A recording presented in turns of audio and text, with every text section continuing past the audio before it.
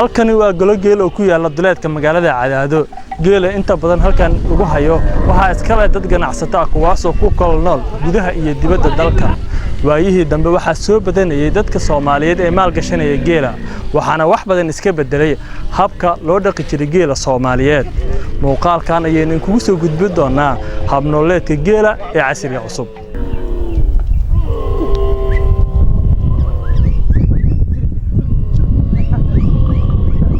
halkani waa duleedka magaalada Cadaado waxa si wanaagsan uga daay xilli roobaadka guga geelana wuxuu ka helaa daaq ku filan balse intaasi loogama harin waxaana geela si joogto ah isugu daraa biyo iyo cunno la shiiday si tayadiisa sare loogu qaado isla markaasina looga liso caano intii hore ka badan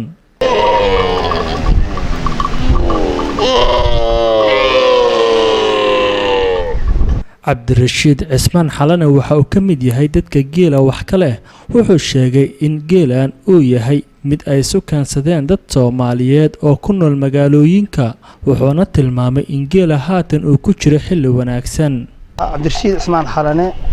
geela wallahi tirsiisa markaan ku sheego waa 100 halaad qaabka loo dhaqo waa qaabka hadda arkayso oo meeshaan uu joogo daaqa hayo qaar waa jira hadda duurku ku maqan yahay badankiisi qaarna hadeeru yimid intaan hadaan dhex joogno waxa loo dhaqaa duurkan waa loo raacaa golahan rag baa jooga waa arkaysa baagii baa u xiran baabuurkii baa u taagan raashin baa la siiyaa adoo hadii ilaahay ma hayo labada waqtiga subaxdii iyo waqtiga galabtiina caanaha laga qaadaa hadda wuxuu joogaa xilli dooga waa fahmaysaa u malaynayna doogta waa arkaysaa Cabdirashiid oo hadalkiisa sii wata ayaa sheegay in qorshahoodu uu yahay in horumarin ay ku sameeyaan hab dhaqashada geela geelani oo dad ganacsato oo magaalada jooga iyo kuwa dibadda jir labadaba waa leeyihiin qaabka loo asaasana wuxuu ahaa markii la fahmay dadku dhaqanka wadankan Soomaaliyeed waxa ugu fiican waa xoolaha maadaama xoolihii ay yihiin saldhigii wadanka ay yihiin ama beer ha noqoto ama wax kasta oo la qabtaba ay saldhig u yihiin dad ba abaabulay keenay mashruucan abuuray adu ilaa muddo hal sano oo mashruucan socday geelan la isku duway hadda wuxuu joogaa bilow haddana waxa loo sii wadaa hadii ilaahay meel intaan ka fiican uu sii gaaro matoor loo sameeyo beer loo xareeyo hadii ilaahay idmo dhaqaale fiican iyo nolol fiican iyo wadanka ruuxdiisa nolol buu yahay dadka wadanka ku dhaqmayna nolol buu yahay marka nolol fiican oo laga fahmay iyo dhaqaale laga helay iyo asoo wadanka uu aabasiisa ama geel marka fiirso dhawaa dhirto kale wadanka wuxuu yahay beeyada wadanka ama roob wuxuu la mid yahay buuraha kale dhirto kale Soomaaliyana waa u saldhig ba xoolaha la dhaqdo madaxdoodii way marka saas loo abuuray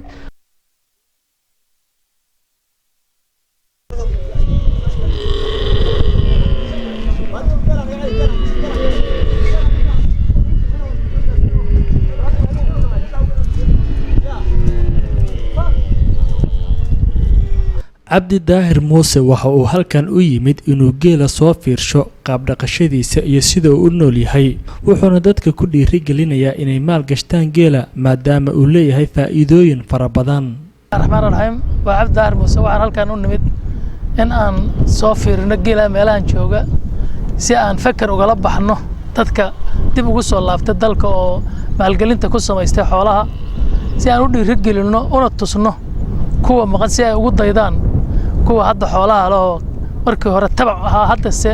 ka helay dhaqaale aan la qiyaasi karin waxaana fahmi kara qofkii dhex gala ama la socda dadka xoolaha dhaqaya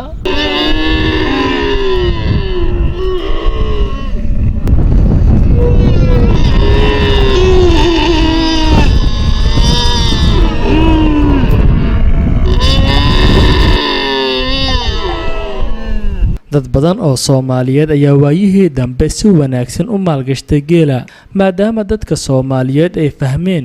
muhiimadda iyo ahmiyadda caanaha iyo hilibka geela dad kale ayaana sidoo kale ku rajo weyn in ay maalgashtaan geela wax badan ayaana iska bedelay hab dhaqashada geela kaas oo ahaa in duurka oo kaliya la joogo hase yeeshee haatan si ka duwan loo dhaqo Maxamed Maxamuud Awaadan TV-ga caalamiga Universal Cadaado